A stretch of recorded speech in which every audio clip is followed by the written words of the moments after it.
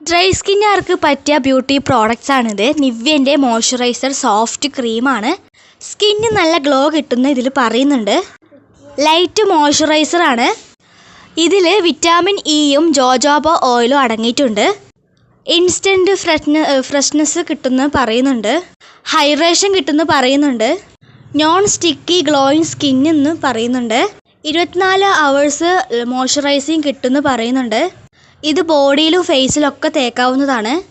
ഗേൾസിന് മാത്രം പറ്റുള്ളൂ. എല്ലാ സ്കിൻ ടൈപ്പിനും യൂസാണ്.